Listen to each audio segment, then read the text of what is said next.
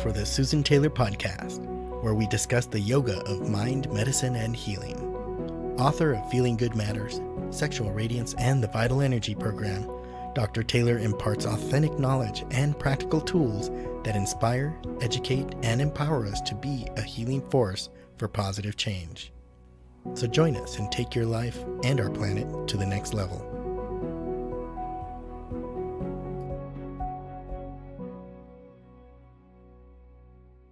Hello and welcome to episode 76, How to Improve Focus with 7 Natural Remedies.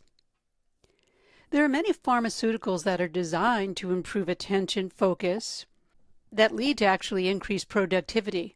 But the question I ask is, at what cost? In today's episode, I'd like to discuss what happens when we use non-natural remedies, how our mitochondria, our powerhouse in our cells, dictate our energy, and remedies to help us focus better. So let's get started.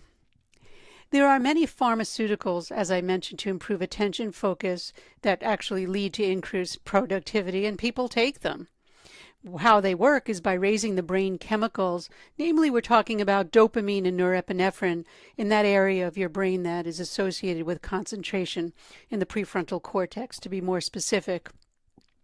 That's one area. However, what is the cost of using these compounds? For one, a loss of ability to relax in sleep. That gets definitely affected by these compounds. Our intuitive inspiration. We don't have that inner field that's at our access because we're suppressing that. A risk includes potential for abuse, so we have to keep that in mind. In other words, dependency. And there are others that are reported, but the point is here that I want to make is there are repercussions when we rely only on a pharmaceutical, to address an issue when we're talking about a long-term basis. Now remember, this is not a podcast to say don't take remedies or pharmaceuticals to help yourself, but I'd like to just have you think in the long range of where do you want to be going. I always say when I give lectures or classes, what's your exit strategy? Do you really need to be on something for lifelong? Perhaps so, but maybe not. Do your research and see, and that's really the key. Because there are safer alternatives to switch your brain on and get that laser focus you're looking for. I could personally attest to that for the impediments that I've had throughout my life, and then starting to work with natural remedies. Prescription drug alternatives, or integrated with prescription drugs, include lifestyle changes like changing your diet and nutrition. That's a really big component because diet is the habit and nutrition is the nourishment. That's why diet alone doesn't work and nutrition alone doesn't work. We have to really look at the habit that we have around our food intake, and nutrition, the nourishment.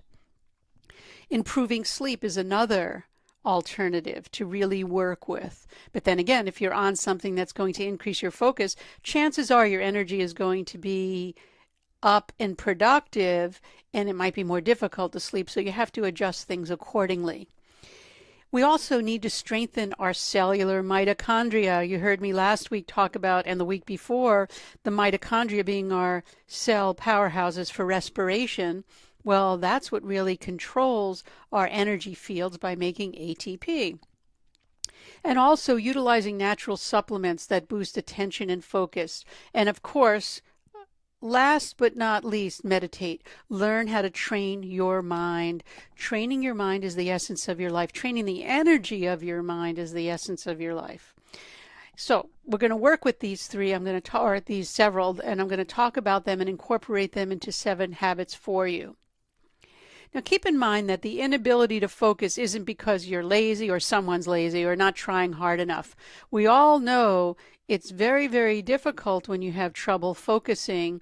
It's not that you're not trying, you're working, and you're working at everything, but things just come into the minefield, and we have to learn how to adjust so that doesn't overwhelm us. The brain may simply not be working as it should, but the mind is also gets into that state of distraction.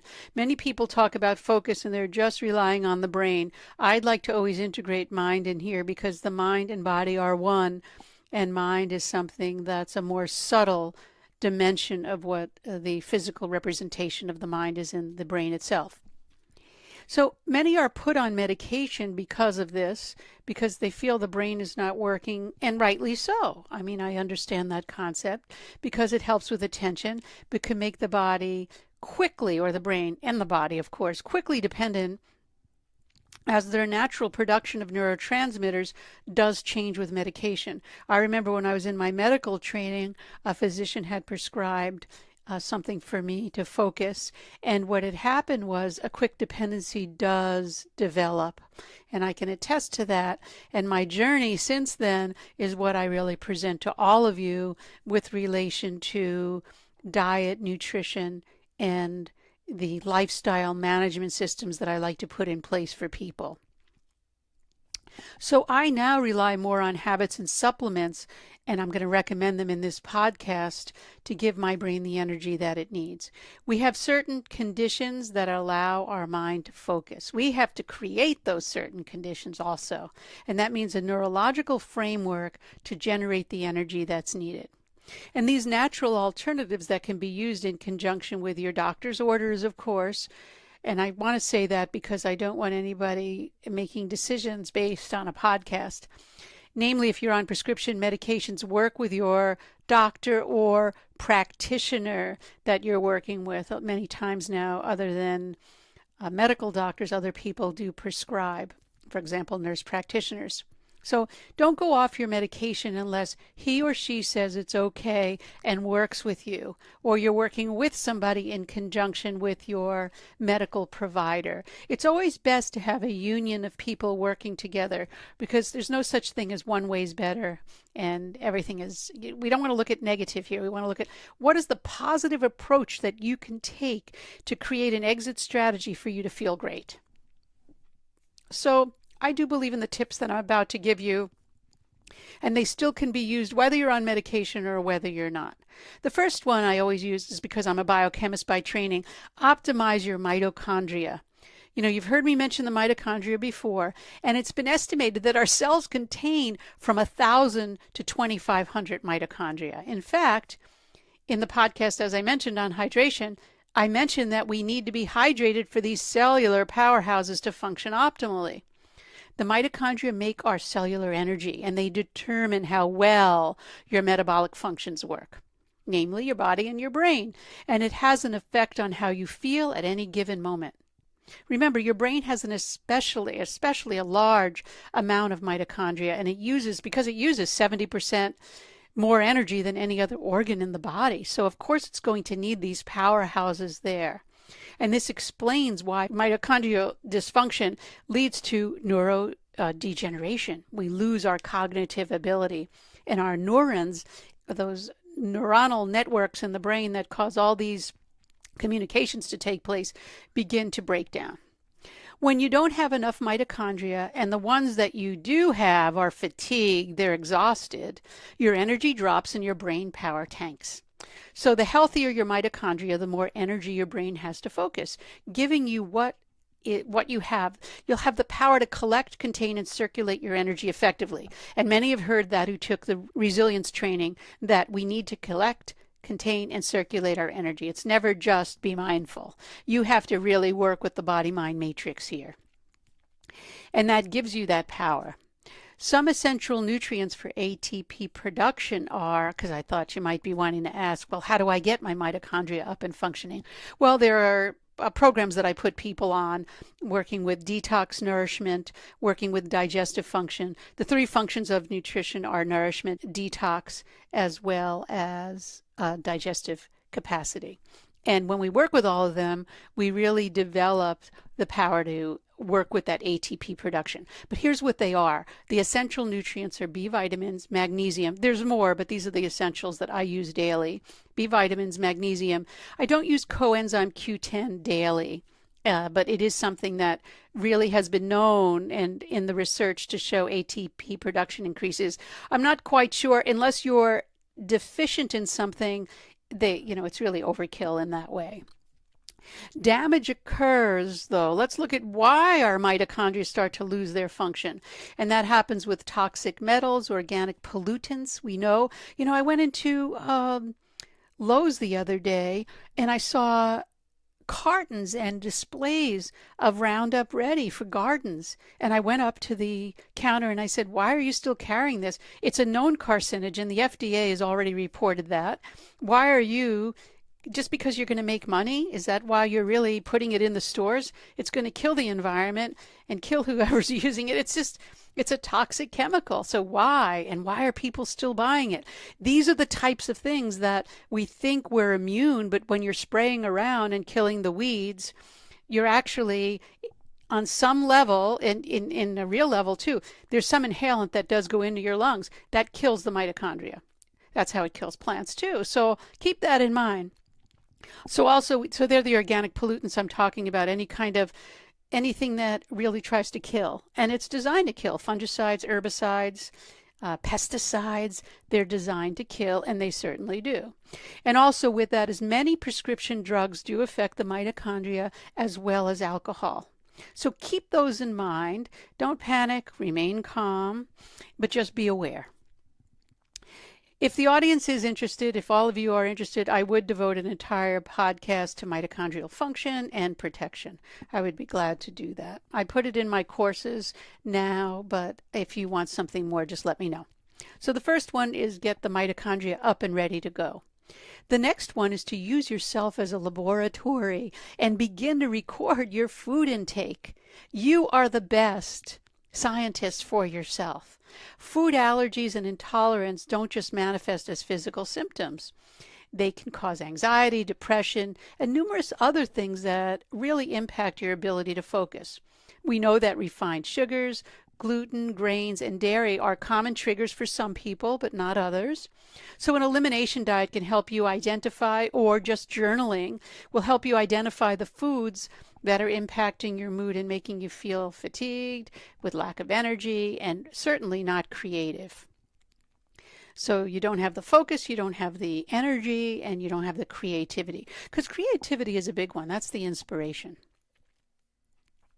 I always tell people to try the overnight fast. That is my go home, go everything remedy to bring my mind right back to home base and get my metabolism organized and up and running. Fasting, when you stop to eat for a specific period of time, can switch your brain and clear away any mental cobwebs that exist. Therefore, you eat all of your daily calories during a specific period of time, and in this case before 6 p.m., and studies have shown that restricting your food intake actually improves learning and memory. I'm not a proponent of these intermittent fasting regimens where you're just eating and you're eating whatever you want in between. It's just chaos. Everything is chaos because we get a few sound bites that fasting's good. Somebody puts it together, a celebrity guru puts it together, goes out and promotes it and doesn't even know what really, unless you've done it, unless you live it, unless you really eat, sleep, and breathe it and practice it, you're not going to have that same skill and know the science, of course. The fourth is to do a digital detox. Remember, I did a podcast and a blog post on digital detoxing last year because we do know that technology is a tool that can make our lives more efficient and it can be fun. But the digital world, and especially social media, tends to be highly addictive. You know, the endless scrolling through the Instagram feeds and jumping from one topic or one app to another is weakening the mind and causing your attention span to dwindle.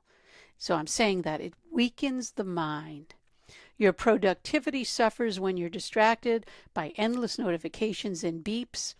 And also remember the EMF I discussed last week, changing the gap junctions within the brain.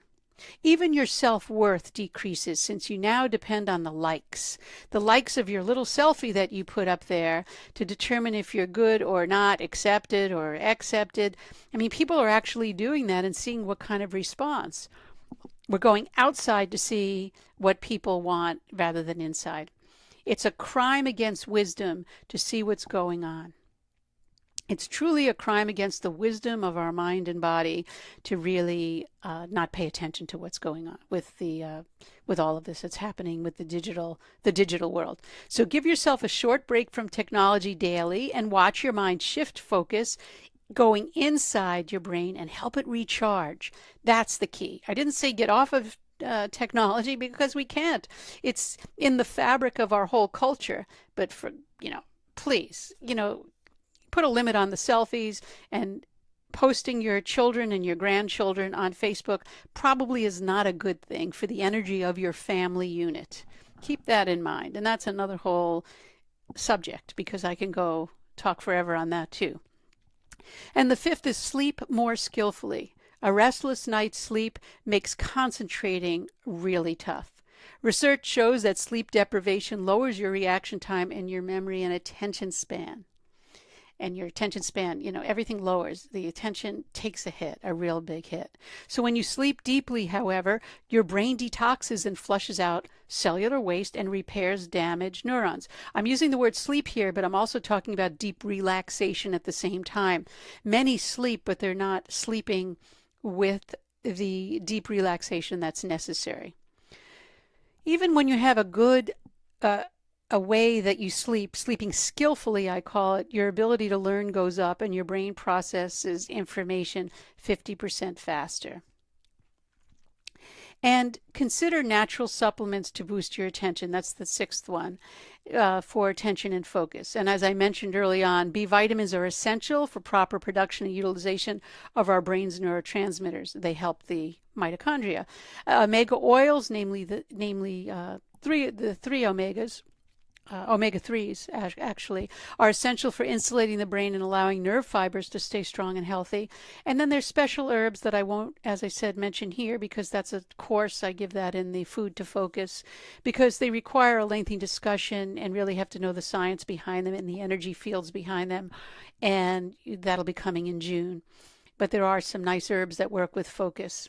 And you could drink tea instead of coffee. You've heard me say that you have a different energy release with that, and that usually has to do with the theanine, the L-theanine, which is an amino acid. It's a natural component of the tea leaves. It calms your mind and eases mental stress.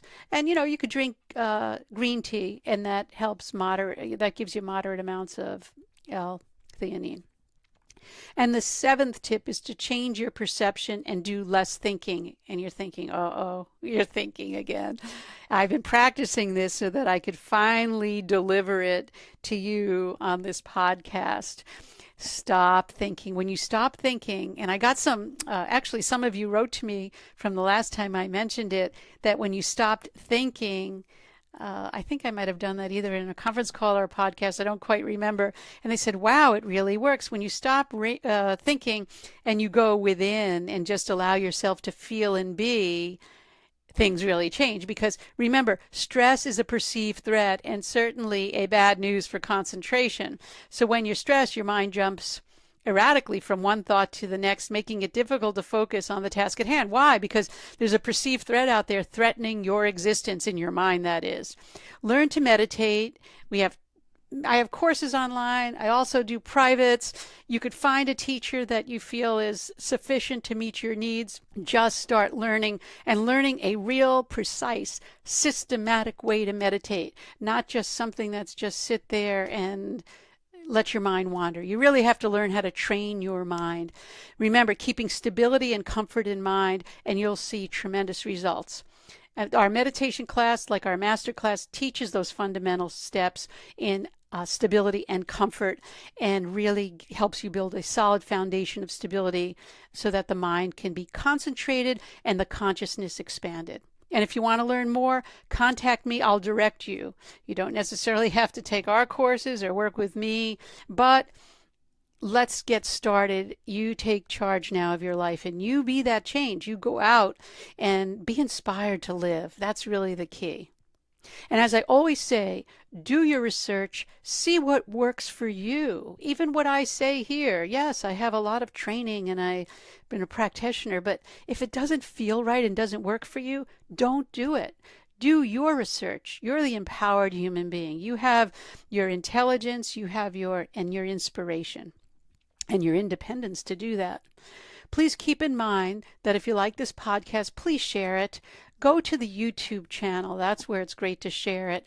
And only if you like it, please share it among your friends, your family, and let's just get the ball rolling and build this community based on group participation. Also, as I mentioned, coming in June 4th, matter of fact, is a new webinar series, Food to Focus, where I'll be discussing more nourishing principles using both a Western and Eastern model of medicine. And I have about 10 seats left, maybe 12, because I limit the capacity on these so that I can handle everyone at the same time. So sign up soon if you want that. And it brings me to the end of this episode. The Susan Taylor podcast does come out every week, as you know, and it's available on susantaylor.org, iTunes, Stitcher, and YouTube, and also other podcast platforms. Until next time, remain calm.